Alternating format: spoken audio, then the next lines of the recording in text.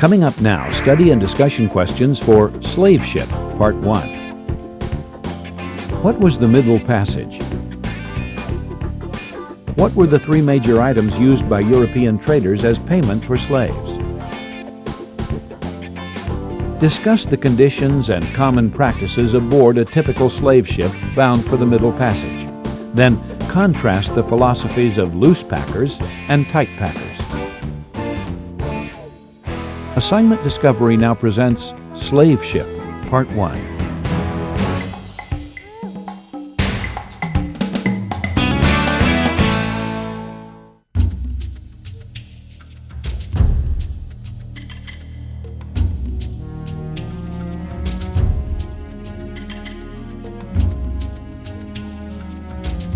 Squeezed into the cramped hold of a slave ship, a young African captive named Singbe Pie would win a once-in-a-lifetime chance of returning to his homeland. What Singbe was about to attempt had never been accomplished in the brutal history of transatlantic slave ships, yet the actions he set in motion would capture the attention of an entire nation.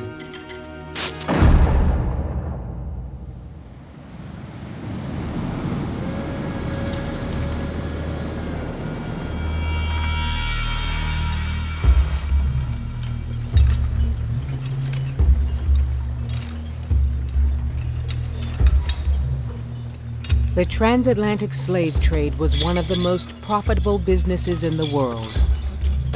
For nearly 400 years, almost everyone involved made a fortune from the misery of people whose names remain forever lost in time. Slave ships made roughly 39,000 voyages from Africa to the Americas. They were instrumental to the birth of commerce and wealth in the New World. Few cared about the millions of African men, women, and children shipped across the Atlantic to fuel that commerce with their labor in the largest forced migration in human history.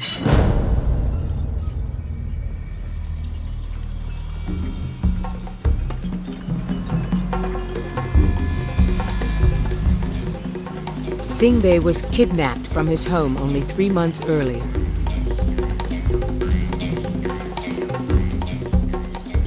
He could still see the death march,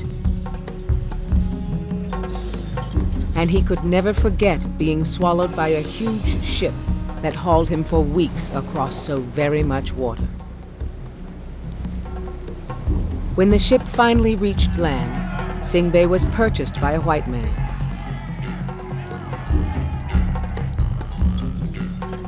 Now he was on another ship, bound for the white man's plantation.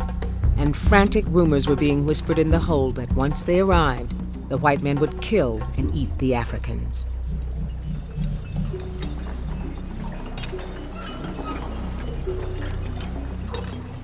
For Singbe, a desperate chain of events began with the discovery of a single broken nail.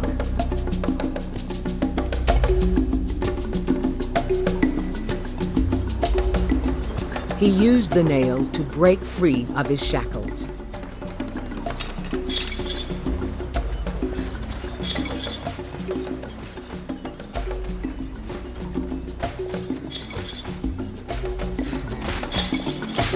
Singbe Pie would attempt to win back his freedom by using the only option left open to him: violent rebellion.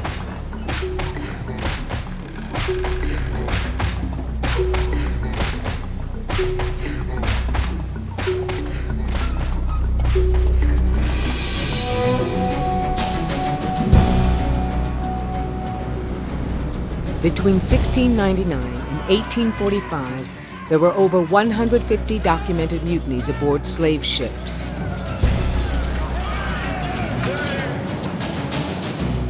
Many of them were recorded in Lloyd's List, the London Shipping Report.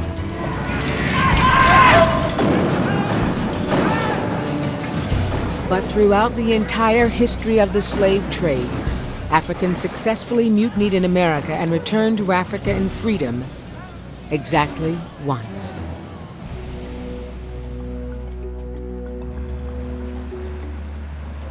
June 1839, aboard the Cuban merchant schooner called Amistad. the Spanish word for friendship. The leader of the revolt was Singbe Pie.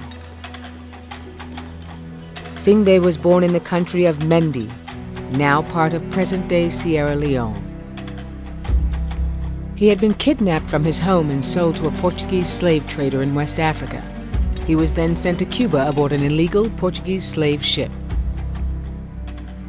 Cuba was not supposed to have slaves at all, but because the governor of Cuba was avaricious, he allowed slaves in the city if he was given a little money for each slave that was brought in.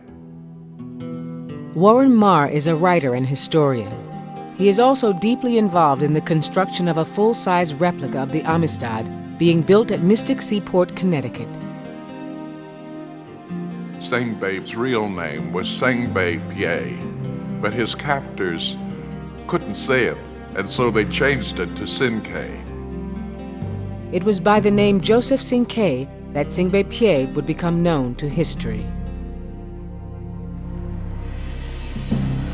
Don Jose Ruiz, a young Spanish dandy, bought Sinkay and 48 other Africans at the Havana slave market.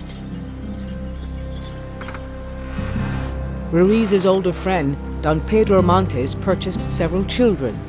Together they commissioned the schooner Amistad to ship the 53 Africans to their plantations near the Cuban town of Puerto Principe. Jeffrey Bolster is an assistant professor of history at the University of New Hampshire. He is also an author and a licensed tall ship master. The Amistad was a little coasting schooner working the north coast of Cuba. She was not as well equipped, as well armed, or as heavily manned as a slave ship would have been in the deep sea trade. And that's in part how the Mende captives there were able to seize the ship. In addition to Ruiz and Montes, there was a crew of 5, consisting of the ship's captain, Ramon Ferrar, 2 sailors, and the captain's 2 slaves, who worked as cook and cabin steward. The Cuban sailors let down their guard. They were a little complacent, a little cavalier. Sinkay found a piece of metal with which he was able to undo his shackles. Someone had made a colossal mistake, which was to leave a bunch of cane knives or machetes in the hold of the ship where they put the slaves themselves.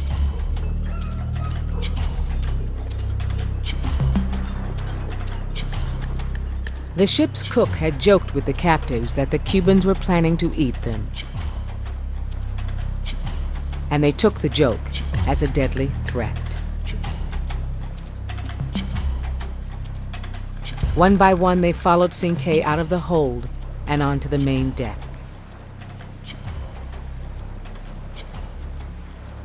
The ship's small crew had no idea that the Africans were armed and ready to attack, until it was too late. When the Africans confronted the Cubans, they hesitated, unsure what to do.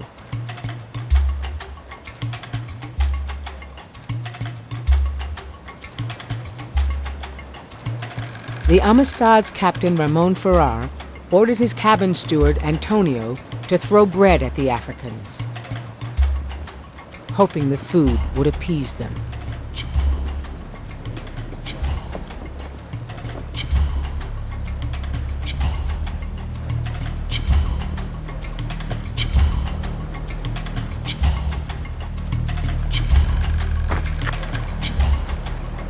Then Ferrar made an arrogant, fatal decision and set off a battle.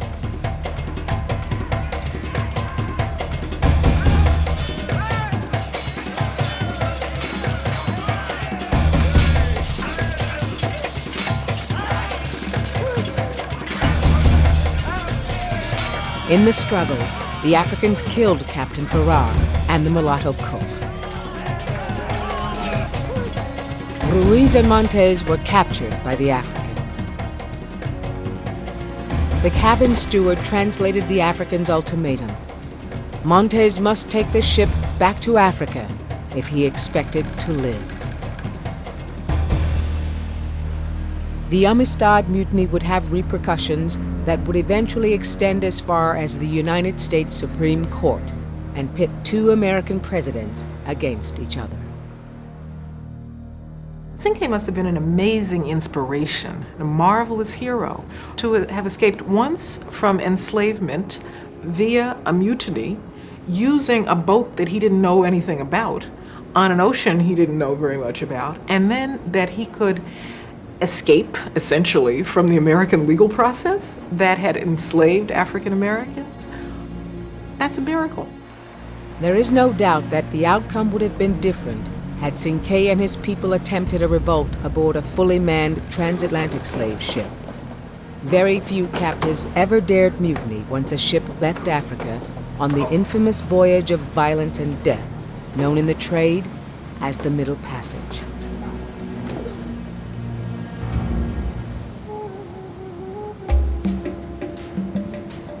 Cinque and his people were captives on an undermanned coastal merchant schooner. The odds that they could have overpowered the well-armed crew of a transatlantic slaver were virtually non-existent. On those ships, captains and crew never let their guard down.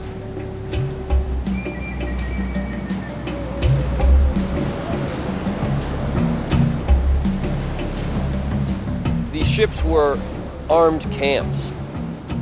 These ships had a massive security problems because Africans did not go willingly into their slavery. The Africans' desperation and hopelessness meant that security problems persisted throughout the Middle Passage, the major leg of the Great Triangular Slave Route. It was the route followed by the slave ships across the Atlantic to the Americas. Most of the ships transported Africans from the coast of West Africa to Brazil or the West Indies.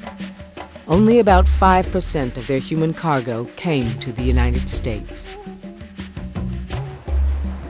A typical slave ship could make the Middle Passage in 5 to 12 weeks.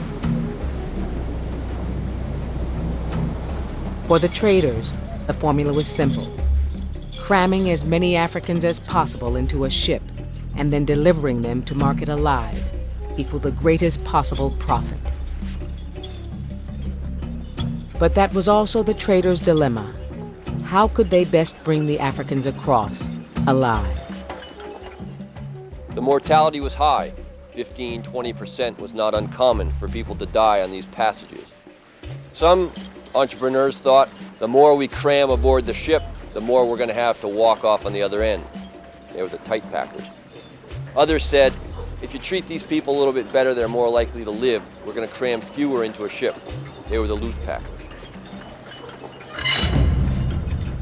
Slaves shackled together below decks often had no more than about 24 inches, with very little room and often lying in their own filth because of the way that they were shackled together.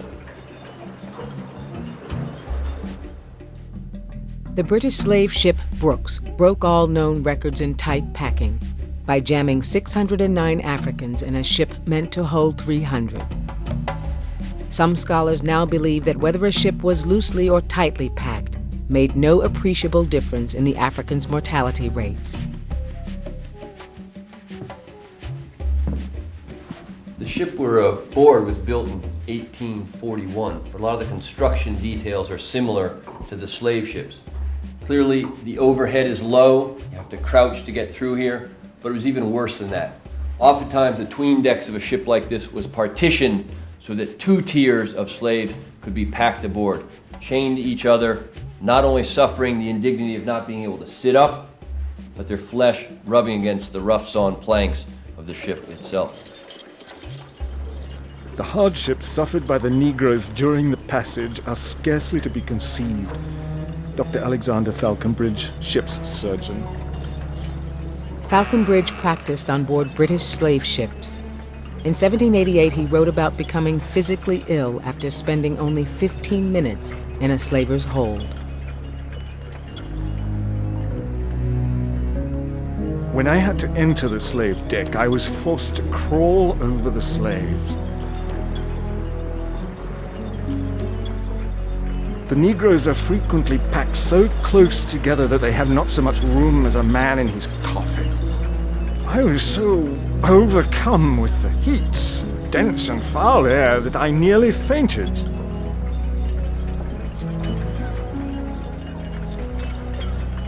It was only with assistance I could get on deck. Hundreds of Africans were forced to use 3 or 4 large buckets as toilets. Our wretched situation was aggravated by the filth of the necessary tubs into which the children often fell and almost suffocated. O lauda equiano. The intense body heat created a thick, wet steam that hung in the air like fog. The stench often preceded them into port. Despite the despicable conditions, these floating bits of hell were called by the gentlest of names. The names that captains and merchants gave to their slave ships make us understand a little bit about their perception of slavery. Most of us would be aghast at the thought of naming a slave ship for our mother or our wife, the Betsy, the Polly, the Charming Sally. Most of us would think it was a cruel trick indeed to name a slave ship the Olive Branch, or the Dove, or the Liberty. The most ironic of all was an American slaver simply called Hope.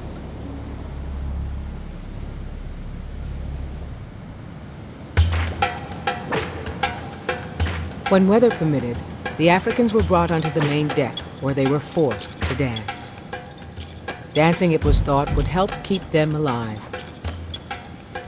Those who didn't dance heartily enough were flogged.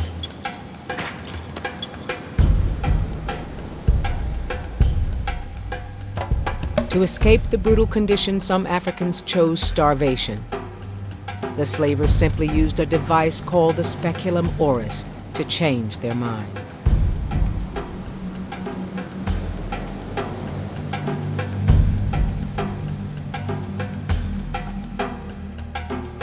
Former slave Lauda Equiano described how Africans, desperate to escape the ships, took their own lives. 2 of my wearied countrymen, preferring death to a life of misery, jumped into the sea. There was such a noise and confusion among the people of the ship to get the boat out and go after the slaves. However, the wretches drowned. O lauda equiano. No one will ever know how many Africans died during the savagery that was the Middle Passage.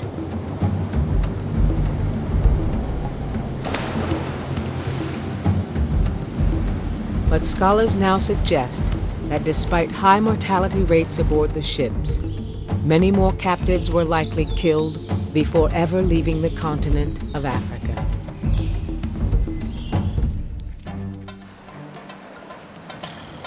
Aboard the Amistad, Singbe-Pied freed himself and others by fighting the men who tried to enslave him.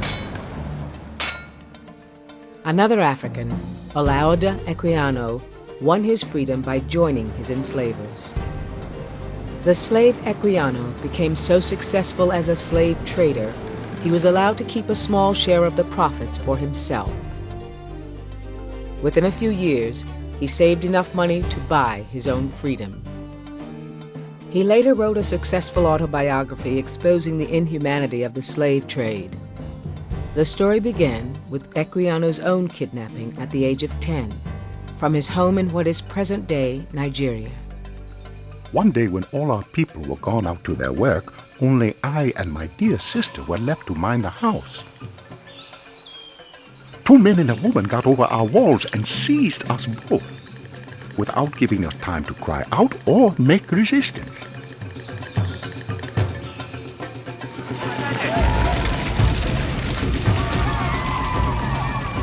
Kidnappings like Equiano's were common long before the Europeans arrived in Africa. People became slaves mostly through violence, through war, through kidnapping, through very specific raids that were designed to enslave people. These were very different groups of people in their own eyes who spoke different languages, who had different customs, and who didn't see each other as brothers, who saw each other as sometimes rivals for the same territory, rivals for hegemony, rivals for power. When in 1517 the Europeans first came trading for slaves, the Africans had a ready-made product. Europeans fitted themselves into existing trading patterns along the African coast, and then gradually, as the slave trade became more important, came to dominate the slave trade as a whole.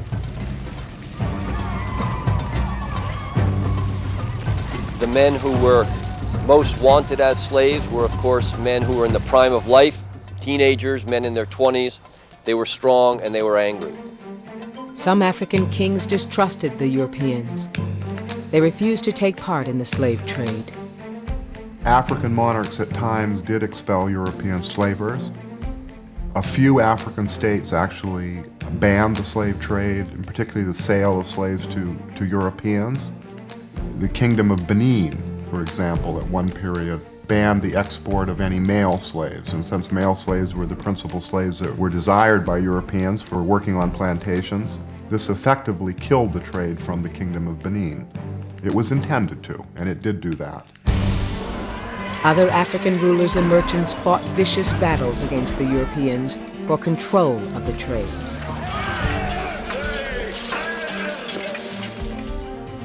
But most monarchs echoed the opinion of one African ruler who declared to a European slaver, "We want three things: powder, ball, and brandy. And we have three things to sell: men, women, and children." Traders exchanged a variety of goods for human merchandise. But cowries, small seashells indigenous to the Indian Ocean near the Maldive Islands, were the currency of choice. Muslim merchants brought the shells to West Africa to exchange for African goods and slaves. As currency, cowrie shells were traded by the bag. A trader could pay as much as 40,000 shells for a single African. Hauling shiploads of seemingly worthless shells in order to buy slaves was a large inconvenience for European traders, but they had little choice in the matter. European money meant absolutely nothing to African slavers. When you look at currency, even in today's society, it's only paper with print on it. It's green paper. Anyone coming into our society today would say we are able to achieve and acquire huge amounts of materials with green paper. As profits increased for both Africans and Europeans, slavers increased their raids on villages. The west coast of Africa, from Senegal in the north to Angola in the south, was so thoroughly covered by slave traders that entire populations moved inland. But the slavers only followed them deeper into the African interior. The slaves came from all different parts of West Africa. Early on in the slave trade, they came from relatively near the coast.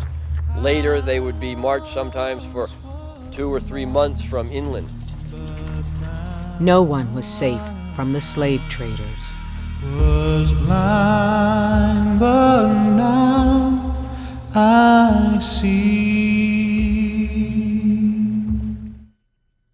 Coming up now, answers to the questions for Slave Ship, Part 1. The Middle Passage was the route followed by slave ships across the Atlantic Ocean from Africa to the Americas. Gunpowder, brandy, and seashells were the three major items used by European traders as payment. Try this activity with your class. Have students research John Greenleaf Whittier and the Anti-Slavery Society. Then have them write a poem expressing their views on slavery and exposing the horrors that took place below the decks of a slave ship. To learn more, members of the American Association of School Librarians, ERIC, and Assignment Discovery suggest The First Passage, Blacks in the Americas by Colin A. Palmer. Log on to school.discovery.com for curriculum materials and resources to complement Slave Ship. Coming up now, study and discussion questions for Slave Ship, Part 2. How did the European factors participate in the transatlantic slave trade? What was the significance of the United States Supreme Court decision regarding the Amistad affair? Discuss the statement, slaves became more valuable than gold.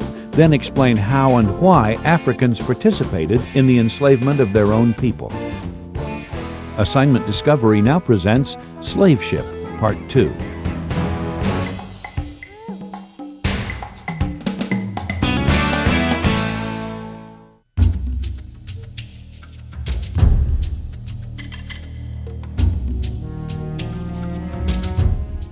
No one was safe from the slave traders. Those who survived were sold to African or European middlemen known as factors. A European factor would work on the coast. He would be the middleman, the exchange merchant who would arrange to buy the slaves in exchange for other goods. Waiting for the ships, factors would accumulate hundreds in their compounds. The compounds where slaves were kept were called factories, but they weren't manufacturing anything. They were more like holding pens. One African monarch controlled a compound with factories for 4 separate nationalities: France, England, the Netherlands, and Portugal. In 1481, in a fishing village off the coast of Guinea, the Portuguese built Elmina, a massive fort, intended to guard gold and ivory shipments from West Africa to Lisbon. But then in 1517, Spain commissioned Portugal to deliver the first African slaves to the Spanish New World in the Americas.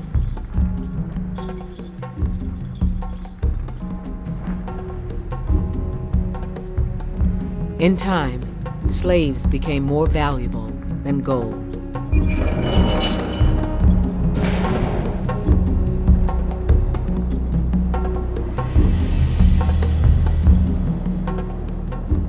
Instead of guarding gold and ivory, Elmina's high, thick walls, its sun-baked courtyards, and its massive bullion cells were converted into pens and dungeons for holding captured Africans.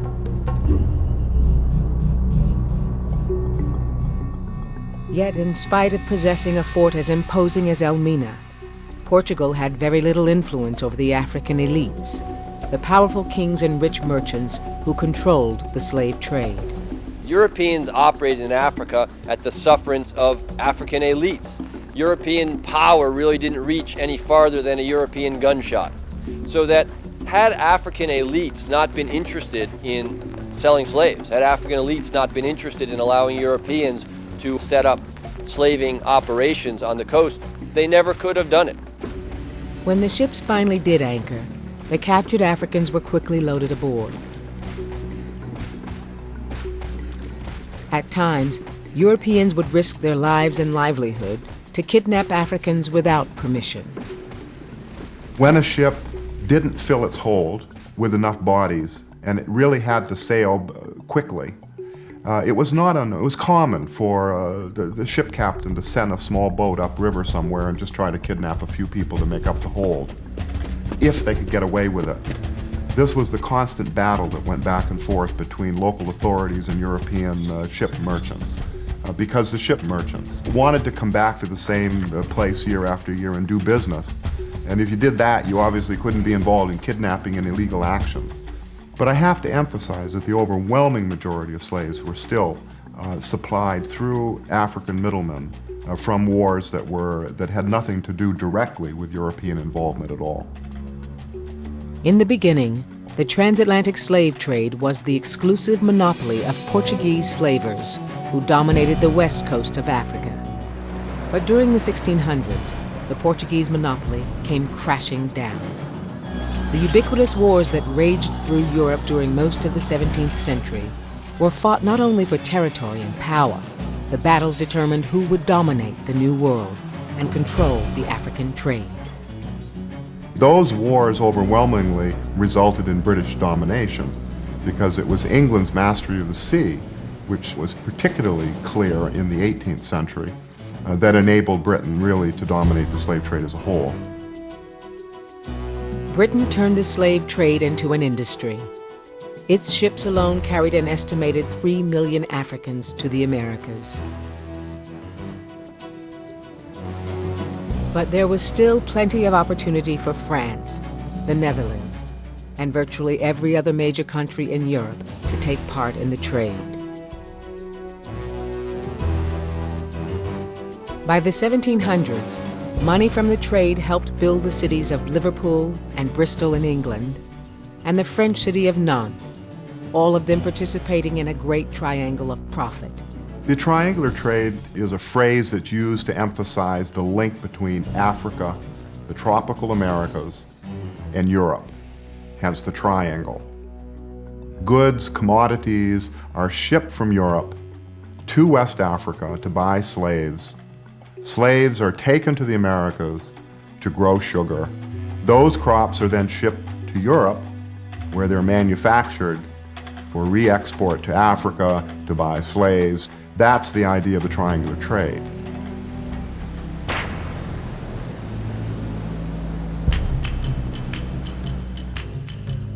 The responsibility of transporting hundreds of Africans to slavery in the Americas rested solely on the shoulders of the slave ship captains. They held the ultimate power to do whatever was required to bring their human cargo to market at a profit. Luke Collingwood may have been the worst slave ship captain of them all. Collingwood was master of the British slaver Zong. In 1781, the Zong was nearing the island of Jamaica, but was almost out of drinking water. Fearing most of his cargo would die before the Zong reached Kingston, Collingwood decided to collect the insurance money on his captives. He gave the order to jettison 132 sick or weak Africans. News of the Zong atrocity reached England through the efforts of Olaudah Equiano. Equiano was living in England and had heard of the massacre from old contacts in the trade. He exposed the incident to British abolitionists in hopes of finding justice, and his actions helped jumpstart England's anti-slavery movement. The owners of the Zong were brought to trial for insurance fraud. I object. There was no evidence that Negroes were thrown overboard after the rain. That evidence is here, in the transcript of proceedings. For the first time, the British people learned about the real horrors of slave ships. They were shocked and outraged. One of the men who spoke out loudest in condemning the Zong atrocity was British clergyman John Newton. Newton had first-hand knowledge about the brutality on slave ships, because he had once been a slave ship captain himself. John Newton has come down to us as a man who, late in life, found his conscience and began to look back on his former life as a slave ship captain with a degree of contrition, a degree of regret, a degree of self-loathing. Newton became a prominent church minister whose fiery sermons lashed out against his former trade. Custom, example, and interest had blinded my eyes. I should have been overwhelmed with distress and terror if I had known or even suspected that I was acting wrongly. In 1779, Newton authored the hymn Amazing Grace. Perhaps he wrote it as his plea for forgiveness from the people who suffered and died aboard his slave ships. I see. With pressure building from John Newton and other abolitionists, both Great Britain and the United States banned the slave trade on January 1st, 1808. Passage of the ban brought a standing ovation in the British Parliament for William Wilberforce, who had labored for over 20 years to abolish the slave trade. Although importing slaves had been declared illegal in the United States, the institution of slavery was alive and well. In 1820, Spain also banned the African slave trade in Cuba and her other American possessions. But by the time Cinque took control of the Amistad, nearly 20 years later, renegade captains were still bringing illegal shipments of Africans to the Americas as slaves. Yet Cinque had accomplished the impossible. He commandeered the slaver's own vessel. For 2 months, the Amistad wandered on the waters just off the coast of the United States.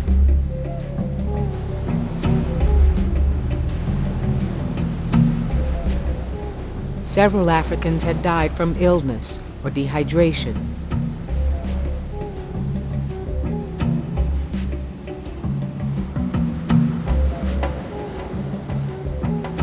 Instead of sailing for Africa, the Amistad was slowly being pulled northward by the powerful currents of the Gulf Stream.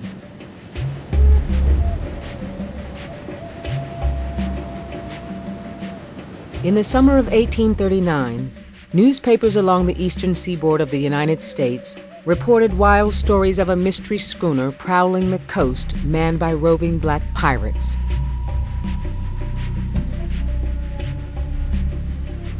But the Africans aboard the Amistad, who unknowingly caused the panic, were having worries of their own. Cinque desperately needed to find food and water.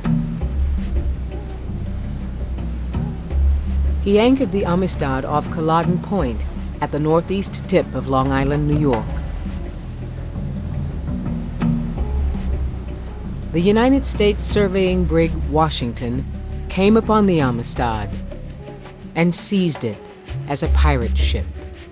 The Africans and the Amistad were taken into custody, towed across Long Island Sound to New London first, and then to New Haven, where formal charges were launched against them in the courts of Connecticut. Spain demanded that President Martin Van Buren return the Africans to Cuba. Van Buren agreed to the Spanish demand secretly. But then the media of the day got hold of the story. The mutiny was sensationally depicted as a huge battle royal between Africans and Spaniards. The Africans became celebrities. Cinque himself was the subject of a heroic painting that portrayed him as a godlike African prince. Northern abolitionists came together to champion the Africans. It was an opportunity to draw public attention to their radical views against slavery. The Amistad affair did mobilize people. It did provide a cause which could bring the abolitionists in the United States in particular together. So therefore it was a focal point at a very crucial time in the development of the abolitionist movement. Noted abolitionist Louis Tappan put out a call for public support to provide a defense fund for Cinque and his people. One response was typical of the sympathy the public had for the Africans. September 11th, 1839. Sirs, a friend of human rights, but no abolitionist, desires your acceptance of the enclosed $5 for the benefit of Joseph Cinque and his African comrades, who nobly liberated themselves from illegal and involuntary bondage. Roger Sherman Baldwin, a respected Connecticut attorney, agreed to represent the Africans in court. But to President Martin Van Buren, the Amistad Africans were becoming a political thorn that had to be removed. He just simply wanted to get rid of them. Send them back to Cuba, turn them over to the Spanish, anything in order to get them out of the United States. The Africans came to trial in January 1840 at the U.S. District Court in Hartford, Connecticut.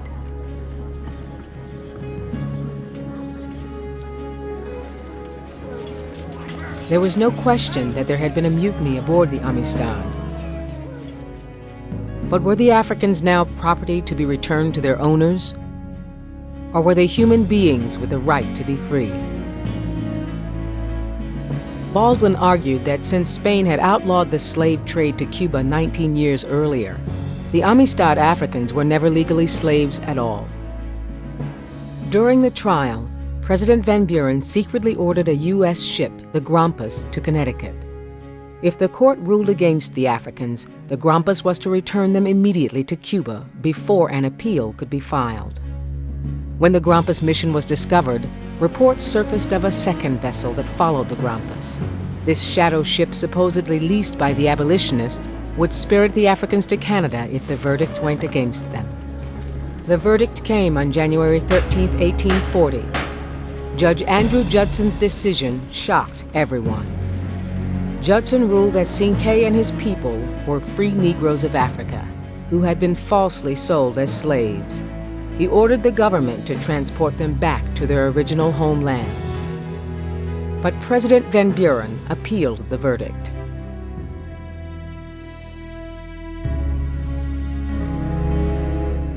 The Amistad affair was headed for the Supreme Court of the United States.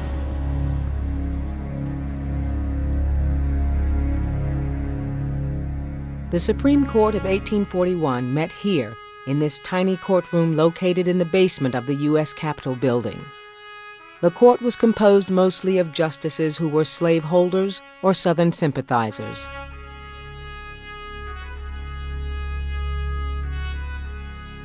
With the Van Buren administration determined to return the Amistad Africans to Cuba, Cinque and his people didn't need an attorney. They needed a miracle worker. They found him in the person of former President John Quincy Adams. John Quincy Adams was 73 years old. He was ailing, and he had not tried a case in the Supreme Court in over 30 years. He was reluctant to go to Washington and attempt to handle a case in the court. One of the children from the Amistad, a 10-year-old boy named Kay Lee, learned enough English to write a letter to Adams and plead for help. Kay Lee's letter was leaked to the press. Dear friend, Mr. Adams, I want to write a letter to you because you love many people and you talk to the Grand Court. Many people no want to go back to Havana. All we want is make us free. Kaylee. Adams could not refuse and agreed to represent the Africans, but privately he was deeply worried, as he wrote in his journal. Oh, how shall I do justice to this case and to these men? The Supreme Court in 1841 convened in the small basement chamber that was so cramped the justices changed into their robes outside in the hall. Before a packed courtroom, Attorney General Henry Gilpin presented the federal government's position that the Africans were legal property that should be returned to Cuba. Adams countered with arguments for the unconditional release of Cinque and his people. This court is a court of justice. Justice is the constant and perpetual will to secure to everyone his own rights. These Negroes were free and had a right to assert their liberty. By a vote of 7-1, the Supreme Court upheld Judson's lower court decision. Justice Joseph Story spoke for the majority. It is the ultimate right of all human beings in extreme cases to resist oppression and to apply force against ruinous injustice. John Quincy Adams scribbled a quick, triumphant letter to fellow defense counsel Roger Baldwin. 9 March 1841, noon. Dear Sir, the decision of the Supreme Court in the case of the Amistad has this moment been delivered by Judge Story. The captives are free. Perhaps for the first time in history, U.S. courts recognized Africans not as property, but as free human beings. The fact that an African had managed to escape from being enslaved by mutinying on a slave ship, by managing to arrive in a relatively hostile environment, and to be vindicated by the United States legal system, I mean, that was a miracle. Although the Supreme Court had freed the Africans, it awarded no money to send them home. What shall be done with the late captives of the Amistad now that by the Supreme Tribunal of the land they have been declared free? John Quincy Adams. The abolitionist moved Cinque and his people to Farmington, Connecticut, a strong abolitionist town and a major station in the Underground Railroad. They would live there until money could be raised for the return to Africa.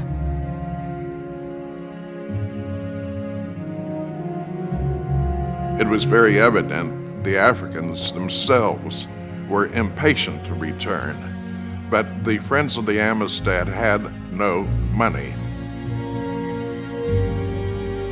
Abolitionists took the Africans on fundraising tours. They sang Sunday hymns in New England churches.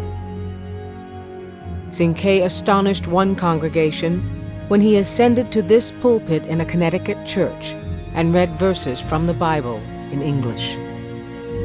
And the Lord spoke unto Moses, Go unto Pharaoh, and say unto him, This saith the Lord, Let my people go. But months of fundraising and delays had a tragic consequence. One of the Africans, Fune, had reached the end of his patience. In August 1841, Fune walked into a canal lake in Farmington and disappeared into the waters. Like many Africans who were displaced by the slave ships, Fune may have drowned himself because he had decided that it was time to go home. Friends of the Amistad were moved immensely by Fune's death. That incident pressed them to raise money to get the other Africans home. Eventually, they did raise enough money to charter the British ship the Gentleman and take the Africans back to Sierra Leone.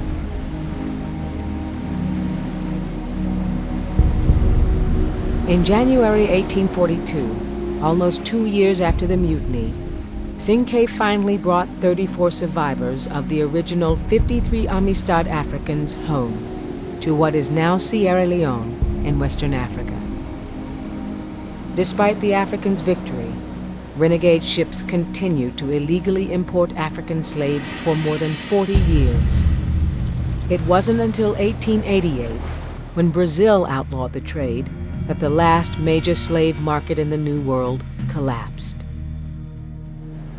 The reign of the slave ships ended, leaving the ghosts of 350 years of kidnappings, of packed and hellish slave holes, of disease, death, and violent struggles for freedom, twisting slowly in its wake.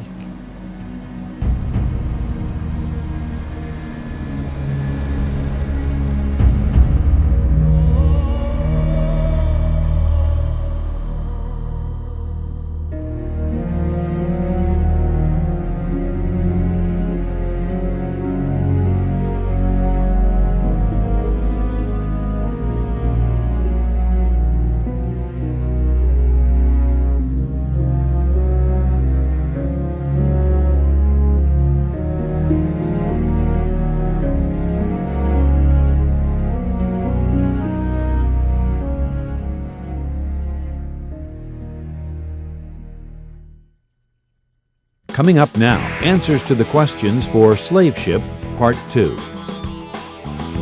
The European factors worked along the coast of Africa, acting as middlemen who arranged to buy slaves and traded them for other goods.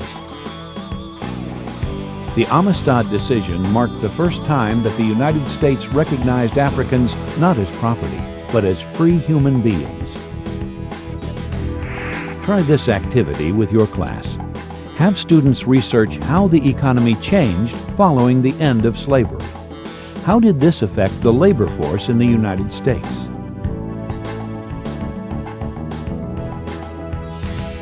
To learn more, members of the American Association of School Librarians, ERIC, and Assignment Discovery suggest Amistad by David Pesce. Log on to school.discovery.com for curriculum materials and resources to complement Slave Ship.